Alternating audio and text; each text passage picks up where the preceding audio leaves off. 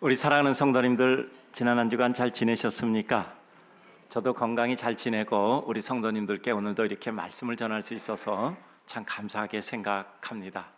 날씨가 매우 추워져서 우리 성도님들이 좀 움츠림도 있었겠다 하는 생각이 듭니다. 이틀 전만 해도 따뜻했는데 갑자기 하루 만에 춥더니 오늘은 아주 추워져 버렸습니다.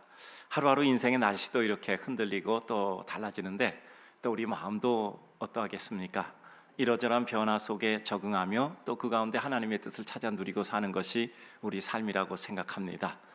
이렇게 하루가 다른 인생의 날들을 생각해 보면서 우리 인생은 우리들에게 주어진 삶을 어떻게 바라볼 것인가 하는 생각을 합니다.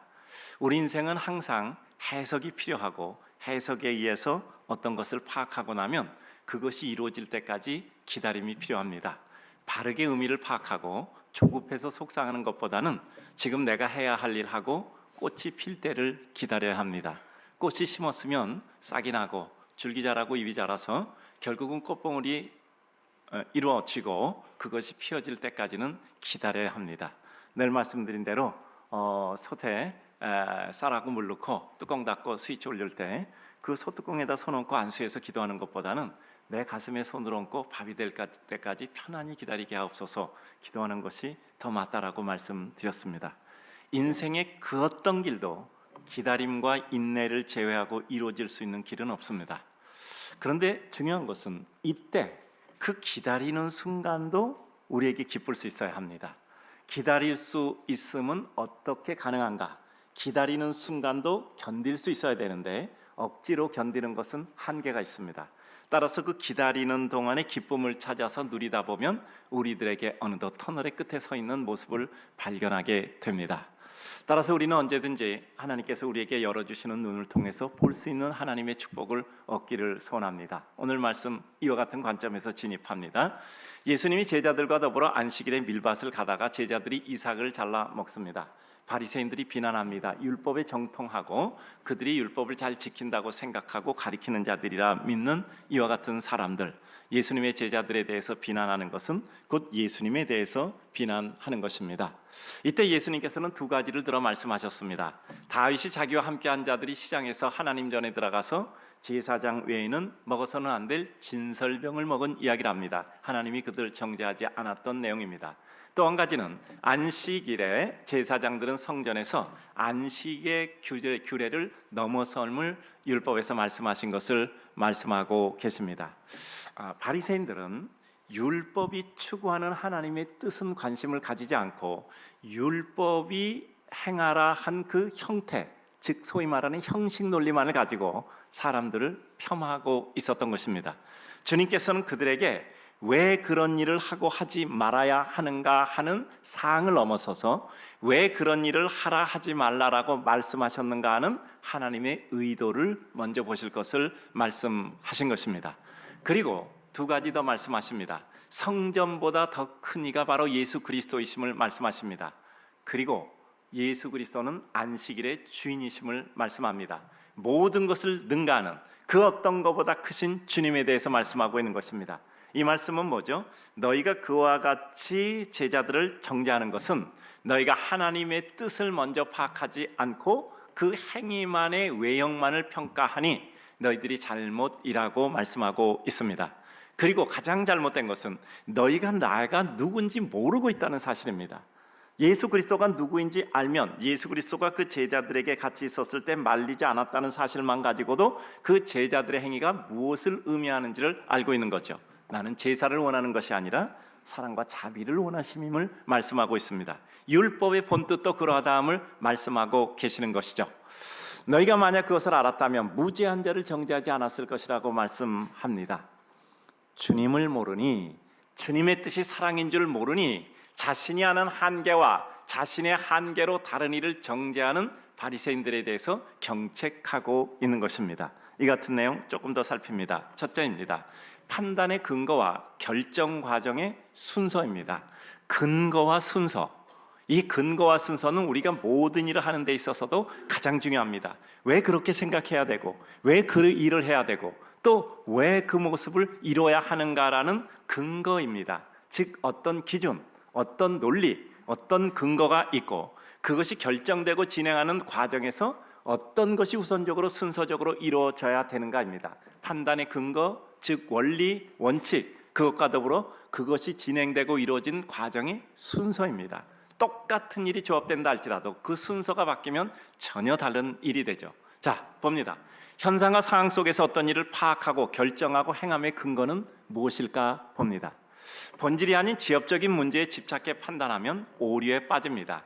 이 안식 관련 율법의 의도가 무엇인가를 먼저 보았어야 합니다. 하나님을 사랑하고 그것을 통해 인생에게 자유를 주시려는 것입니다. 하나님께서 또 인생을 사랑함으로 그들에게 자유를 주시려는 것이지 하나님께서 사랑 없는 외형적 복종만을 원하는 것이 아닙니다. 하나님께서는 이것은 이렇게 해라, 이것은 이렇게 하지 말라라는 것은 그 일을 하고 그 일을 하지 않는 게 목적이 아니라 하나님을 사랑함으로 그 일을 하고 하나님을 사랑하니 그 일을 하지 말라는 것입니다. 하나님께 대한 사랑이 없다면 그것은 아무 의미가 없는 것이죠.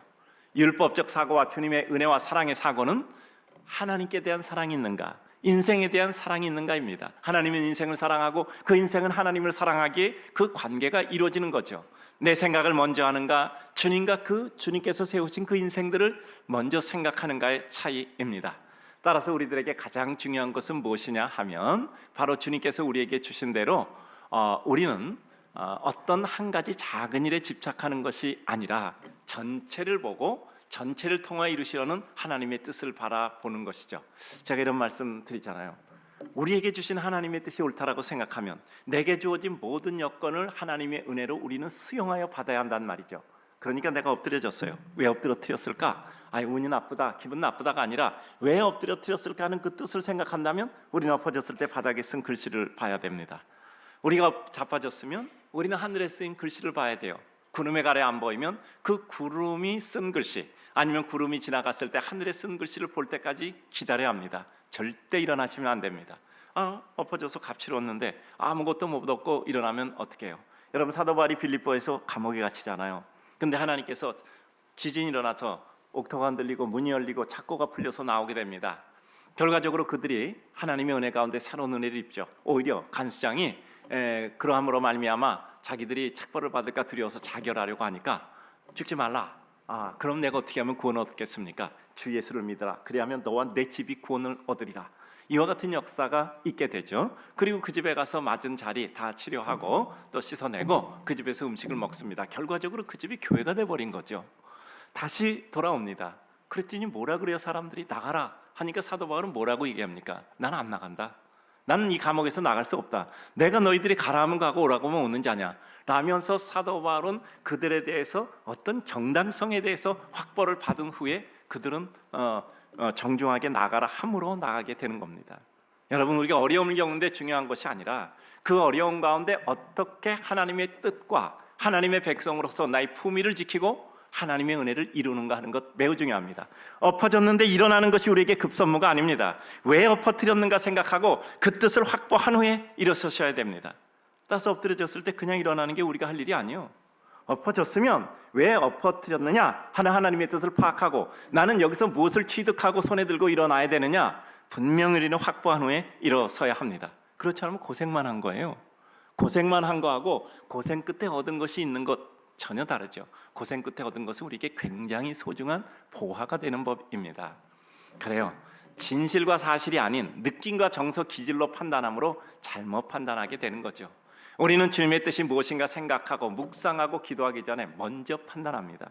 오늘 이 주보에도 썼는데요. 어떤 일, 새로운 일 시작할 때 그 맨 마지막에 보면 그런 문구 나옵니다. 뭐라고요? 결정하고 생각하지 말고 생각하고 결정하라.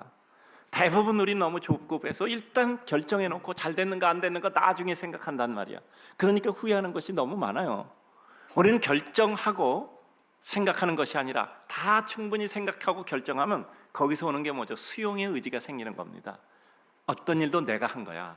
이 책임은 내가 있는 거야. 나의 분복은 이만큼이야. 따라서 어떤 결과에도 우리는 후회하고 또 거기에 대해서 다른 사람 탓하고 거기에 대해서 다른 사람 비난하고 억울해하는 것이 아니라 내 능력이 이만큼이야. 내가 결정했으니까 내가 책임지는 거야. 난 이것은 받아들여야 돼. 누가 나를 밀어서 이렇게 됐나? 내가 결정해서 하는 거지.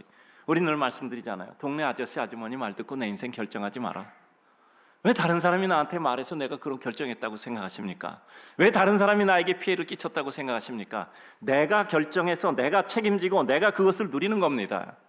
그러면 거기서 생기는 게 책임의식이에요.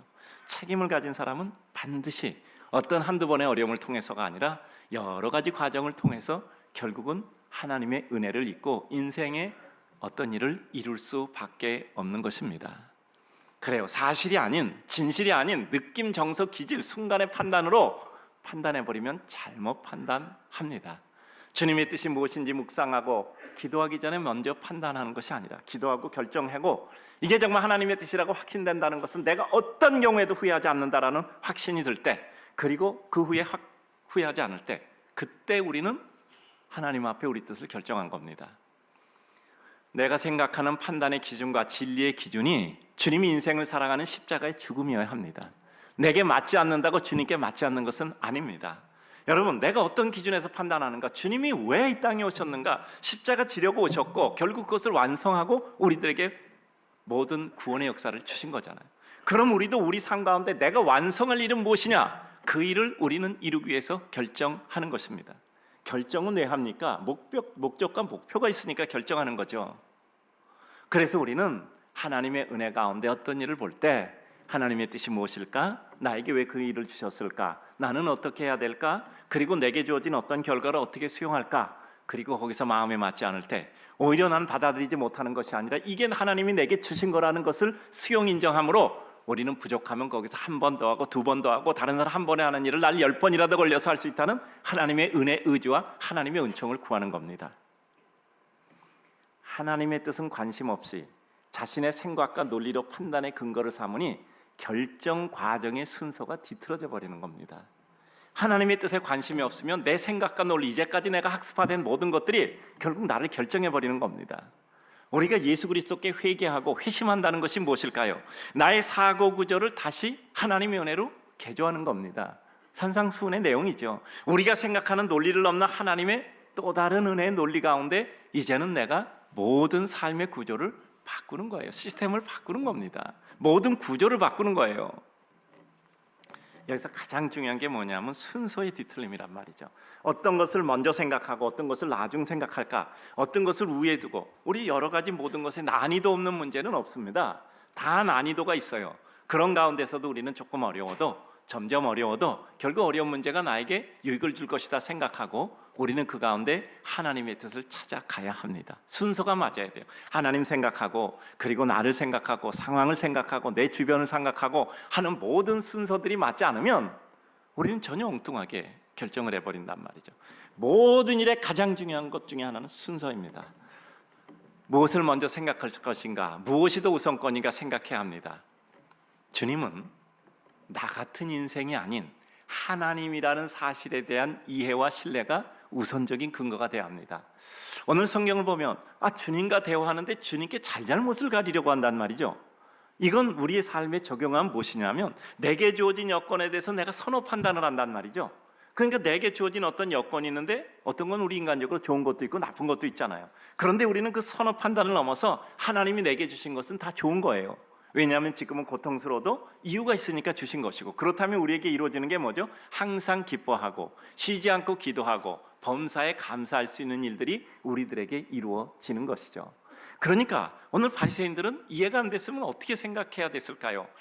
주님이 계신데 제자들이 저래? 근데 제자들이 저러는 것을 보고 주님이 놔뒀어. 그러면 도대체 무슨 일이 있을까?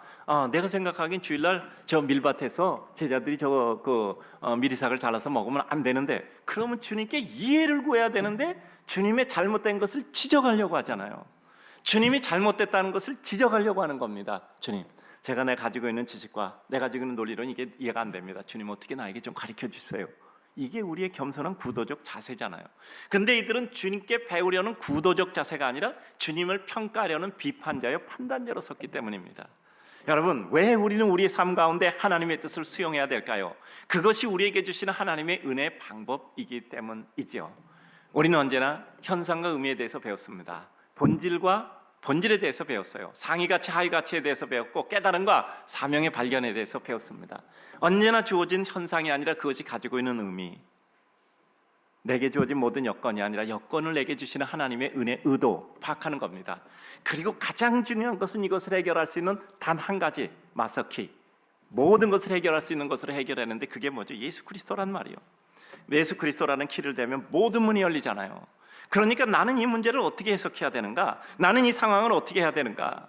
다른 사람 때문에 내가 이렇게 됐나? 아니면 내가 여태까지 내가 이루어온 나의 모든 과거에 축적된 결과물로 지금 이런 일이 이루어졌나? 아니면 또 내게 있어서 어떤 여러 가지 무엇이 어떻게 됐는가? 근데 그것을 어떻게 해결할까?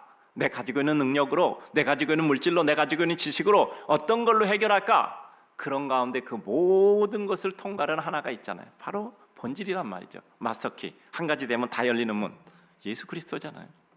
그러니까 우리는 그 모든 것의 상위 가치인 그리스도의 뜻을 구하고 그 하위 가치를 나열해 갈 때 우리는 그것이 조합되어져 하나님의 역사를 이루는 것이죠. 그래서 상위 가치 발견하니 야, 이거 내가 괜한 일로 내가 생각했다. 점점 우리는 우리 삶 가운데 그렇게 여러 가지 생각들이 이제는 어떻게 되죠? 단순화되는 겁니다. 여러분, 가장 큰 진리를 발견하는 사람의 특징이 있죠. 복잡한 게 단순하게 한 가지로 요약되는 겁니다. 우리의 삶이 요약될 수 있다는 것은 하나님의 은혜예요. 여러분 그렇잖아요. 사단이 하는 일 있죠. 자꾸 생각이 가지를 치는 겁니다. 가지를 치는데 나중에 요약을 못할 정도로 가지가 쳐져요. 이게 뭐죠? 분열입니다. 분열이에요. 모든 것이 종합이 안 돼서 딱 한 가지, 내가 이렇게 하면 되겠다라고 딱 한 단어로 요약된다든가 한 줄로 요약돼요. 힘 가지고 그 말씀대로 살면 돼요.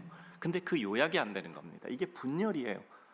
심한 말로 표현하면 정신의 분열입니다. 자꾸 가지치기래요. 밤새도록 생각해요. 아침이 돼서 도무지 모르겠다 이거예요. 하나님의 뜻은 우리가 생각하면 점점 마음이 확고해지고 한 단어로, 한 문장으로 우리에게 요약되어져서 내가 이렇게 살아야 되겠다라는 삶의 의지를 주는 것이란 말이죠. 이런 순찰을 무시하면 열심히는 했는데 가슴 아픈 결과가 일어나는 겁니다. 왜 사랑하는데 비극이 일어날까요? 왜 나는 사랑했는데 사랑의 결과로 상처를 받을까요? 우리가 무엇을 먼저 생각해야 될지를 생각하지 않았잖아요. 여러분, 사랑 가운데 가장 상처를 많이 받는 게 부모라고 말씀했잖아요. 왜 그런지 아시잖아요. 부모가 자식을 사랑하기 때문에 자식이 상처를 받는 겁니다. 사랑은 했는데 사랑의 전달 방법을 숙지하지 못한 거예요. 제가 그래서 우리 청년들에게 그런 얘기 가끔 합니다. 언제 부모 노릇 해봤냐? 부모도 우리들 기를 때 다 미숙했던 사람들이다. 부모 노릇 다 하고 나중에 보니까 잘못 가르쳤구나 라고 생각이 들 뿐이다. 여러분 그렇잖아요. 부모들은 자식을 얼마나 생각해요. 그러니까 자기가 살아오면서 온갖 몸으로 겪었던 모든 거 생각해서 그걸 다 엑스화시켰다. 이렇게 살면 정말 내 자식이 잘 살 텐데 라고 생각해서 자식에게 얘기해 주는데 자식에게는 그게 받아들여지지 않아요. 부모는 사랑을 준다고 했는데 자식에는 그게 폭력으로 받아들여지는 거예요. 왜냐하면 방법이 다르기 때문에, 방법이 다르고 이해하는 관점이 다르기 때문에 그렇습니다. 그러면 우리는 어떻게 됐죠? 상대에 대한 이해를 통해서 그에게 맞을 수 있는 방법으로 그에게 나가야 돼요. 이게 뭡니까? 태도고 상대에 대한 이해고 그대로 인정함이잖아요. 인정하지 않고는 가르칠 수가 없어요. 우리는 인정 대신에 그에게 뭔가 주려고 하는데 그 상을 받을 수가 없잖아요. 그러니까 부모는 사랑했는데 자식은 상처를 받는단 말이야. 그러니까 남편은 아내를 사랑한다고 했지만 아내는 그걸 사랑으로 느끼지 못하고 언제나 부담으로 느낄 수 있고, 반대도 마찬가지야. 아내도 남편 사랑한다고 했는데 늘 마음에 간섭으로 느껴지는 때가 있겠죠. 방법이 틀려서 그래요. 방법이 틀렸는데 느끼지 못하기 때문에 그런 거죠. 제일 중요한 것 따라서 순서입니다. 무엇부터 생각해야 되는가? 상대의 마음에 대한 이해부터 필요한 것이죠. 무엇을 어떻게 받아들일까 하는 그를 이해함으로 내가 무엇을 줄까보다 요즘은 더 중요한 게 어떻게 줄까 하는 방법이 또 매우 중요하잖아요. 상대에 대한 이해입니다. 내 생각으로 사랑의 범위를 정해버려, 그리고 사랑의 정의를 내려버리고 실제를 그저 생각해버린단 말이죠. 사랑은 하는 나도 중요하지만 그 사랑의 대상의 상태도 중요합니다. 여러분 생각해 보세요. 우리가 사람을 평가를 할 때 어떻게 평가합니까? 내가 느낀 걸 그대로 평가합니까? 그럼 우리 사람 잘못 평가해요. 그 사람의 상태를 봐야 돼요. 그 사람 괜찮은 사람인 줄 알았어. 근데 오늘 보니까 헛소리 하네. 이런 생각할 수 있다고요. 근데 가만히 보니까 그 사람 지금 열이 너무 나, 몸이 너무 아파, 지금 정상이 아니야. 그럼 그 사람 평가해야 되겠습니까? 아니야, 저 사람 지금 몸이 아파서 그래. 저 사람 아주 유약한 것 같지만 저런 사람이 아니야. 원래 저런 사람이 아니야 라고 저 사람 환자구나 이해하면 그 순간 판단하지 않습니다. 조금 기다리자. 오히려 저럴 땐 보호해줘야지. 정말 사랑하십니까 여러분? 정말 사랑하십니까? 사랑한다라고 여러분들이 확신한다면 이 요건은 맞으셔야 돼요. 상대가 다 맞은 걸로 느껴져야 돼요. 남편이 아내 사랑한다고 하면 아내가 하는 건 다 맞아야 돼. 그래야 아내 사랑하는 겁니다. 갑자기 썰렁하네. 아내가 남편 사랑한다고 하면 남편이 하는 건 다 맞아야 돼. 그래야 사랑하는 겁니다. 왜 그런지 아시죠? 사랑은 허다한 죄를 덮느니라. 사랑은 허다한 허물을 덮느니라고 했어요. 사랑은 논리를 넘어서는 겁니다. 논리를 넘어서는 하나님의 뜻과 은혜에 대한 동조예요. 그렇기 때문에 우리는 사랑하면 허물이 보이지 않아요. 아이, 그 사람 전에 괜찮은 사람인데 아니네. 그건 전에도 원래 나쁜 사람이야. 근데 내가 사랑하니까 좋아 보였던 건데 나중에 눈 떠보니까 내 사랑이 식었을 뿐이에요. 그럼 그 사람이 달라진 게 아니라 내 사랑이 식었을 뿐입니다. 그때 의리로 살아야 된다며요. 여러분, 사랑한다는 것은 상대가 다 맞는 거예요. 그게 사랑입니다. 우리는 우리의 삶 가운데 따라서 가장 중요한 게 뭐냐면 생각의 순차란 말이야. 생각의 순서, 내가 어떻게 생각해야 되는가 라고 결정하고 그 다음에 생각해야 돼요. 내가 어떻게 평가할 것인가 결정하고 그 다음에 결정해야 돼요. 하나님의 뜻이 무엇일까 생각하고 나는 그럼 어떻게 판단할까 생각하고 결정해야 돼요. 그냥 자연스럽게 좋죠. 자연스럽게 뭐가 자연스럽겠습니까? 죄악된 내 마음이 자연스럽다는 뜻이에요. 제가 말씀드리잖아요. 난 솔직해. 어디에 솔직해요? 자기 죄악된 인간의 죄에 솔직한 거예요. 솔직한 게 아니라 유치하다고 표현하셔야 돼요. 나는 솔직해 이런 사람 그렇게 말하면 안 되고요. 나는 유치해 이렇게 말씀하시는 것이 맞습니다. 솔직하다는 건 나의 죄악된 심정에 솔직하다는 거예요. 우리는 의의 백성의 옷을 입고 있었으면 그 옷 입고 살아야 돼요. 옷 그냥 다 벗어젖히고 우리 있는 그대로 하자. 그죠? 죄의 모습 나와서 죄투성이로 싸우자 그 얘기잖아요. 그러니까 우리는 하나님 앞에 늘 관리가 필요합니다. 내가 하나님의 백성으로 어떻게 의의 옷을 입고 있을까?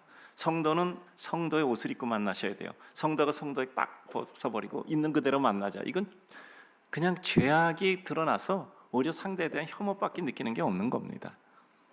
여러분, 정직은 하나님의 뜻에 근접하는 게 정직입니다. 나의 죄악된 성품에 근접하는 게 정직이 아니라 하나님의 뜻에 근접하는 게 정직이에요. 하나님의 법을 파악하고 적용하여 판단하고 행할 때도 하나님이 누구시며 우리에게 원하는 하나님의 우선적 뜻이 무엇인가를 먼저 파악해야 합니다. 그러니까 모든 하나님의 은혜 진리는 하나님의 은혜에 대한 추구, 하나님의 은혜에 대한 구도, 하나님의 은혜에 대한 정말 열심을 품은 학습적 태도들이 필요하단 말이죠. 하나님의 뜻을 단순히 거론한 행위로만 보았지 행위가 요청하는 하나님의 의도에 대해서는 더 깊은 생각을 못했던 거예요.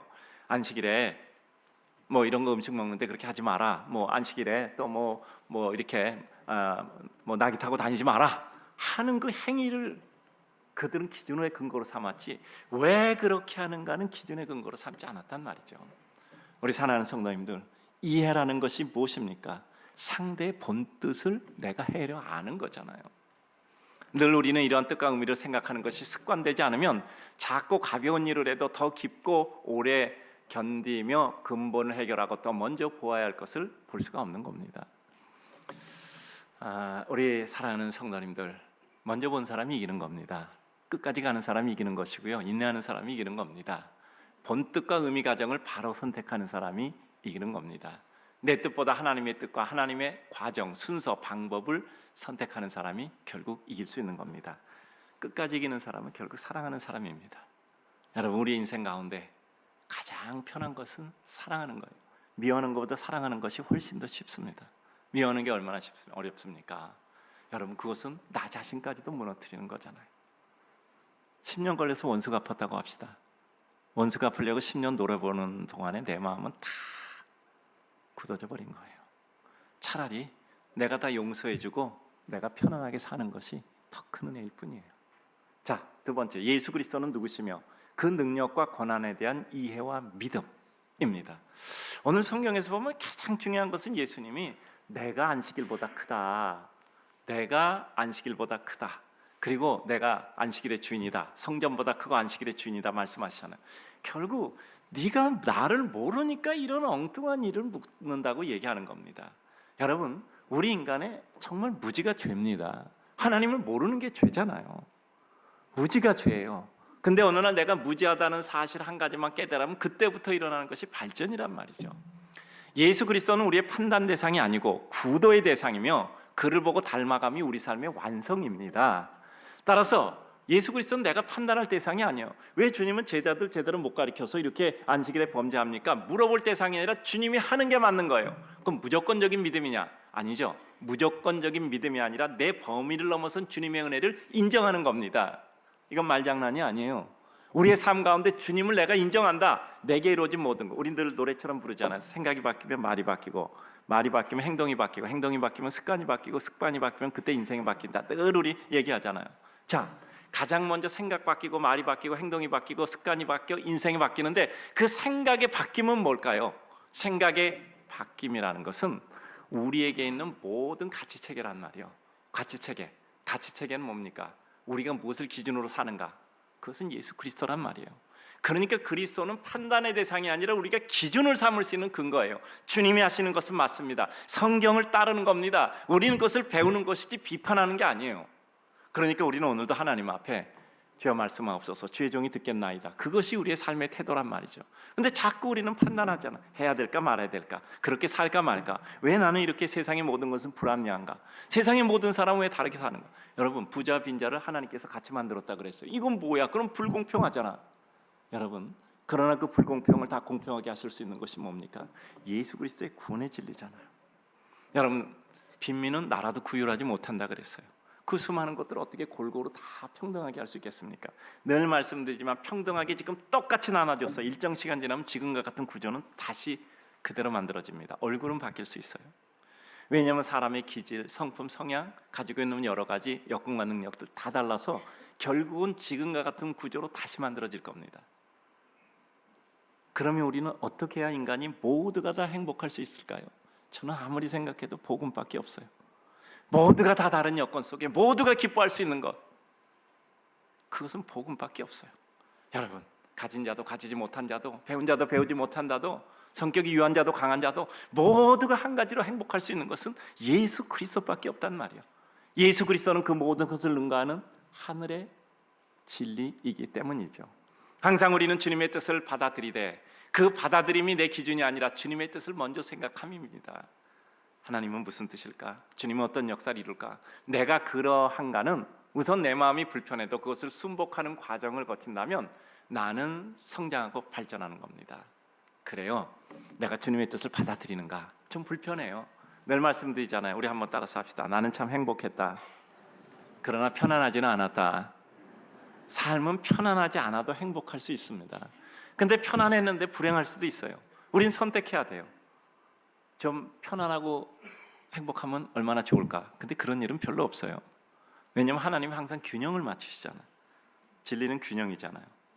그러니까 우리의 삶 가운데서 편안하지는 않아도 기쁠 수 있는 것, 그것이 하나님이 이루신 인생의 보편적인 은혜라는 것을 늘 깨닫곤 합니다.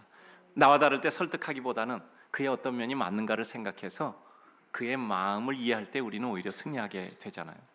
여러분 한번 생각해 보세요. 도슨 트로트맨, 내비게이터의 창시자 도슨 트로트맨이라는 사람이 있는데 아주 유명한 이런 얘기가 있어요. 전도를 할 때 논쟁에서 이기면 전도를 못한다. 논쟁에서 지고 전도에서 승리하라. 여러분 생각해 보세요. 그 뭐 논리로 싸워서 뭐 우리가 좀 공부 좀 더 하고 연구도 해서 우리가 이겼다고 해봐. 그 사람이 예수 믿습니까? 일단 기분이 나빠. 마음이 다쳐. 따라서 받아들이지 않아요. 여러분 누구를 만날 때도 내가 그에게 설득할 뜻이 있다면 그를 설복시키는 것이 아니라 내가 그 편이 되지면 우리는 사람을 살 수 있어요. 마음을 살 수 있어요. 시간 지나면 그는 내게 더 큰 협력을 해요. 어떤 걸 사시겠습니까? 순간을 사시겠습니까? 오랜 기간과 영혼을 사시겠습니까?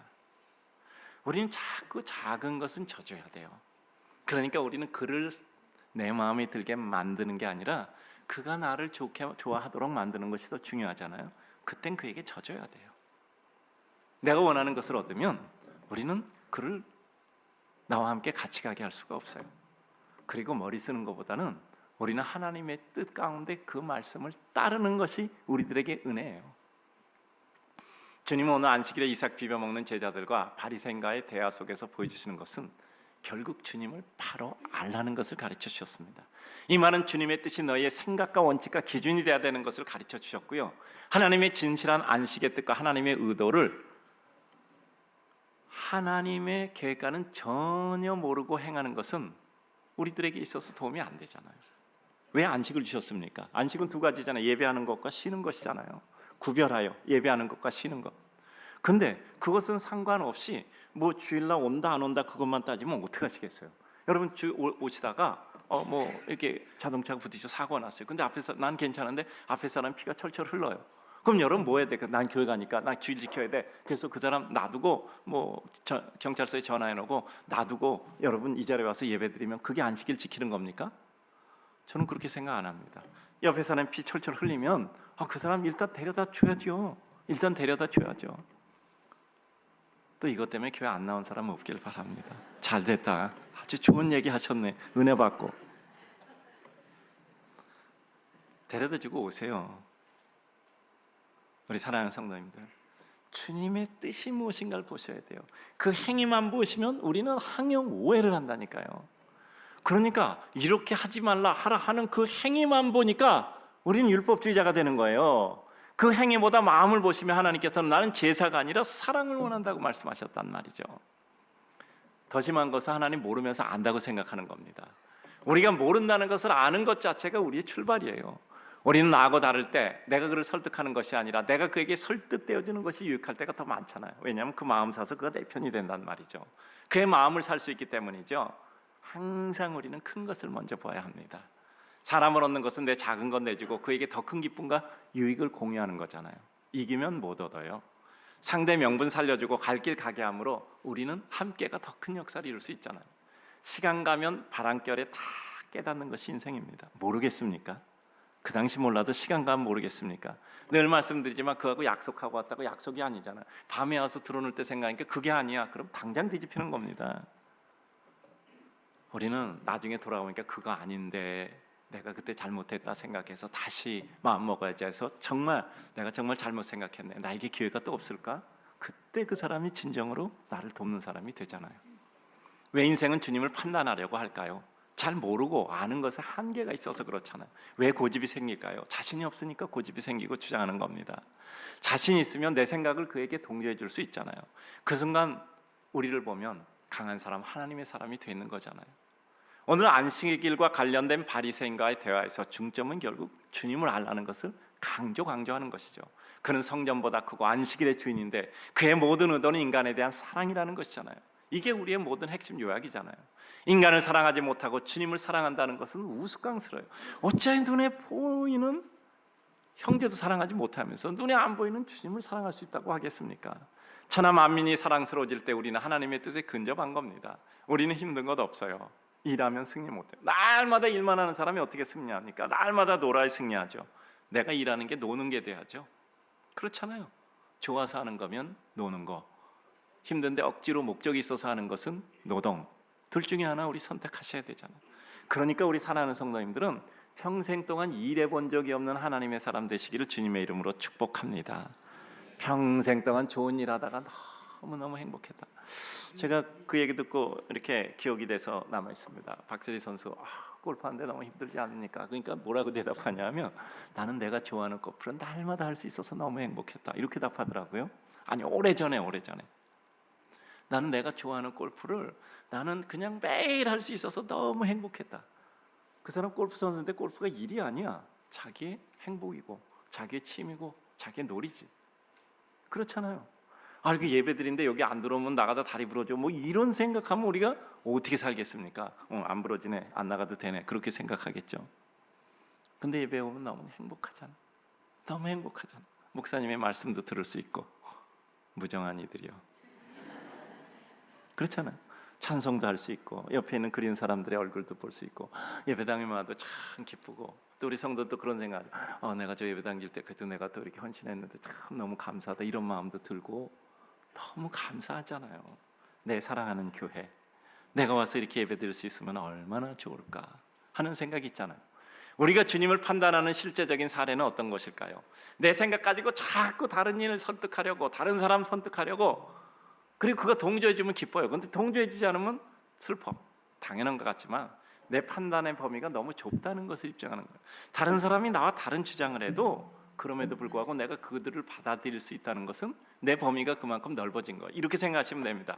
야, 저 사람이 나에게 동조하지 않았는데도 내가 마음이 그래도 편안하네.